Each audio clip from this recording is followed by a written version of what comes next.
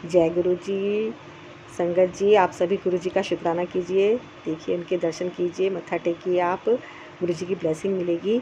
और गुरु जी की जितनी भी संगत रही है, गुरु जी के ज़माने से ही देखिए सब लोग कितना एंजॉय करते हैं। गुरु जी ने सब चीज़ बख्शी है।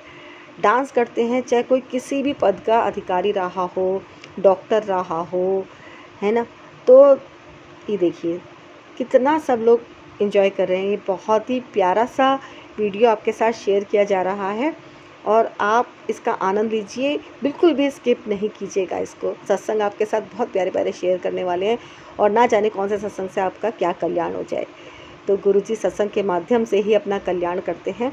और ये देखिए यहाँ पे भी डांस चल रहा है और गुरुजी कहते हैं एक्स्ट्रा करते हैं, जो भी बीमारी होती है वो कट जाती है। देखिए संगत जी मत्था टेक रहे हैं, आप भी मत्था टेकिए और गुरुजी की ब्लेसिंग लीजिए। गुरुजी ज़रूर करेंगे आपके जीवन में भी चमत्कार, मतलब सत्संग। तब आप अपने सत्संग भी ज़रूर शेयर कीजिएगा। गुरुजी ब्लेसिंग करेंगे के चैनल पर अगर आपने अभी तक इस चैनल को सब्सक्राइब नहीं किया है तो इस चैनल को आप अभी के अभी सब्सक्राइब जरूर कर लीजिएगा। गुरुजी की ब्लेसिंग आप पर, आपके परिवार पर हमेशा बनी रहे। और ये जो सत्संग मैं शेयर कर रही हूँ, ये है एक माँ की प्यारी सी बेटी का त्वचा रोग जो हो गया था, उसको सोरायसिस, बहुत ही खतरनाक बीमारी होती है। ये छोटा सा सत्संग है, आप ज़रूर ध्यान से सुनिएगा। बेटी का त्वचा रोग कैसे गुरुजी ने ठीक किया, ये पुरानी संगत है, उनका ही सत्संग है। जून के महीने की बात है। सिंगला अंकल ने मुझे गुरुजी का संदेश दिया कि वह बुला रहे हैं।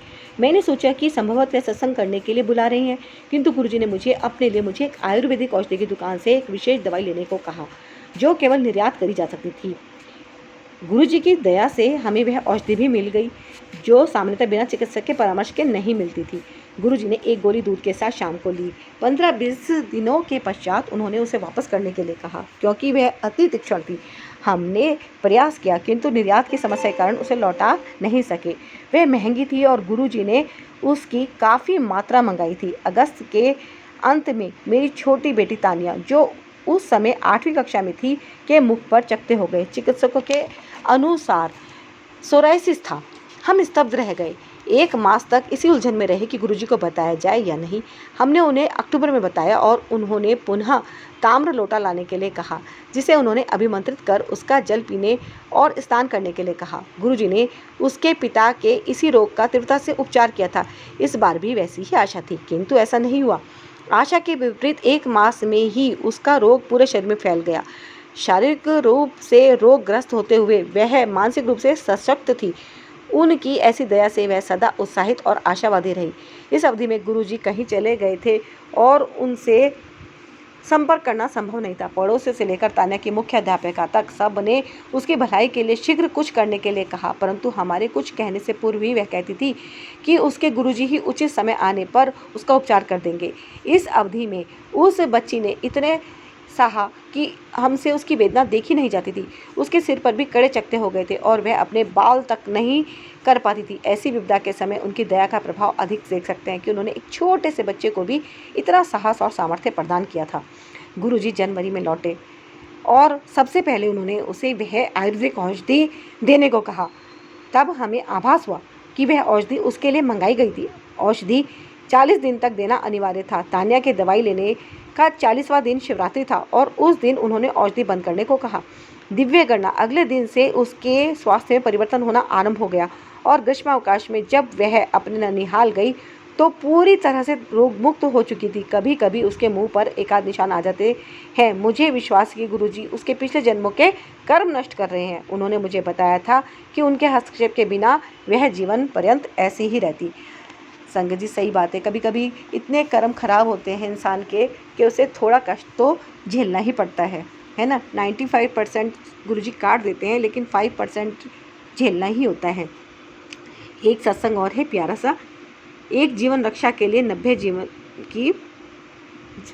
जीवन बचाए। गुरुजी ने कैसे बचाए, आइए जान लेते हैं। 2002 की बात है ये। अगस्त 2002 में एक शनिवार को मेरे पति ने फ़ोन पर बताया कि वह घर आ रहे हैं। उन दिनों वह बेलगांव में कार्यरत थे। वह शनिवार को गोवा एक्सप्रेस में चढ़े और सोमवार को प्रातः घर पहुंचने वाले थे। उसी दिन मैं और मेरी बेटी गुरुजी के दर्शन के लिए गए। वह दिन अति आनंददायक था क्योंकि गुरुजी ने मुझे अपने पास बिठाया और मेरे से लंबा सत्संग कराया। मैंने लंगर भी अधिक किया क्योंकि किसी कारणवश मेरी थाली में दाल सब्जी वाले स्थान पर लाल मिर्च की चटनी परोस दी गई थी। यह कैसा संयोग था। चटनी समाप्त करने के लिए मुझे अधिक चपातियाँ और दाल खानी पड़ी। गुरुजी से आज्ञा लेते समय वह बोले, आंटी आज तेरा कल्याण कर दिया। मैं आनंदित थी। प्रातःकाल मेरे पति के फ़ोन से मेरी नींद टूटी। वह बोले कि सब कुछ ठीक है और चिंता की कोई बात नहीं है। फिर उन्होंने बताया कि उनकी रेलगाड़ी के कुछ पहिए पटरी से उतर गए थे। इतना कहकर उन्होंने फ़ोन बंद कर दिया। तब मैंने पिछले दिन गुरुजी के यहाँ की घटनाओं से संबंध स्थापित किया और मैं भावुक हो गई।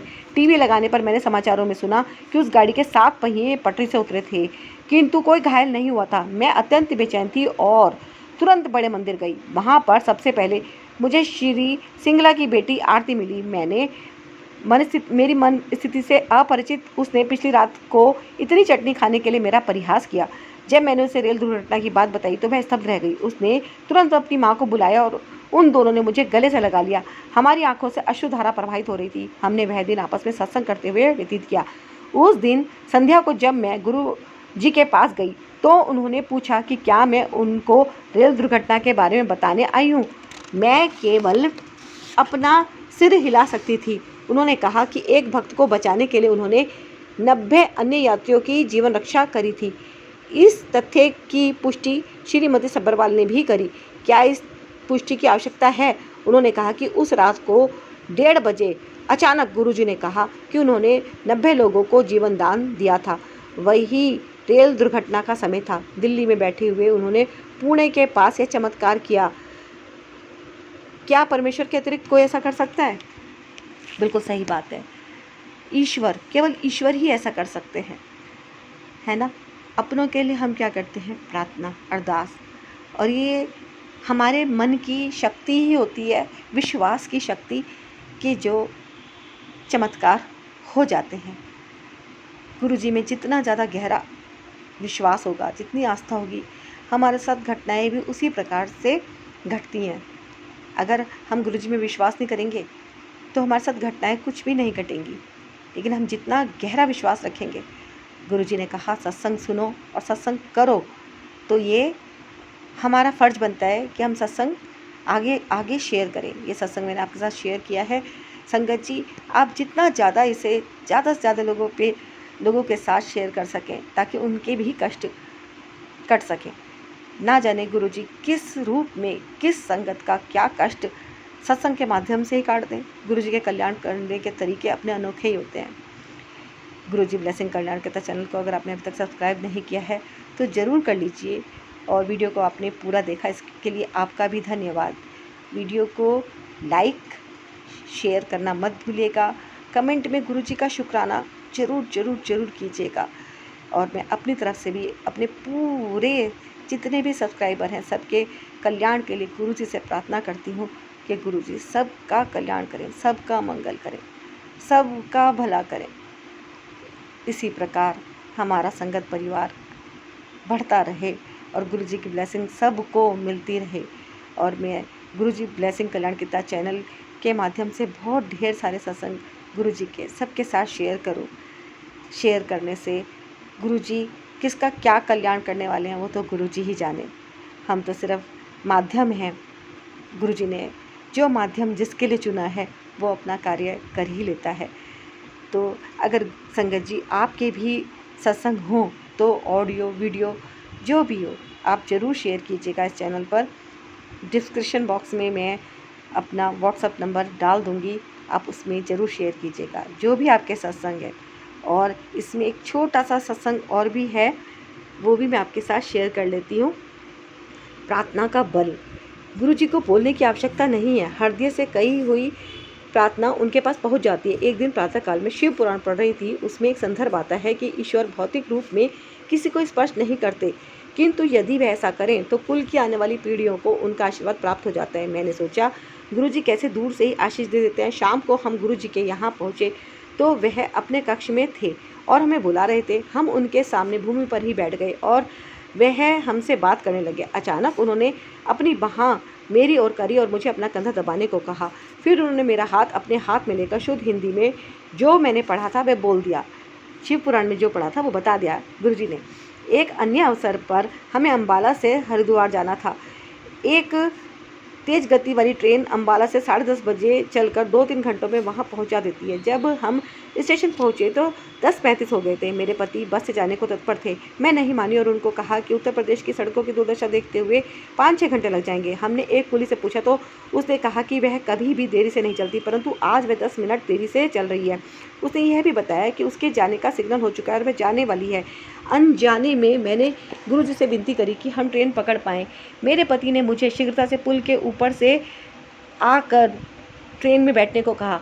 वह प्लेटफॉर्म टिकट लेने वाले थे क्योंकि दूसरी पंक्ति बहुत लंबी थी। इस बीच मैं भागकर सीढ़ियों से उस स्थान पर उतरी जहां इंजन था और उसी समय ट्रेन चलने लगी। मूर्खों की भांति मैंने अपना हाथ इंजन चालक की ओर हिलाना शुरू करा, जैसे बस को रोकने का संकेत देते। बाद में खूब हंसी। अगले 8-10 मिनट तक, जब तक मेरे पति नहीं आए और हम ट्रेन में नहीं चढ़े, वह ट्रेन रुकी रही। तो यह गुरुजी का चमत्कार ही है। सबके पास सत्संग होंगे संगत जी, आपके पास भी ज़रूर कुछ ना कुछ सत्संग होंगे। अगर आप गुरुजी की संगत हैं तो शेयर जरूर कीजिएगा। जय गुरुजी, शुक्राना गुरुजी।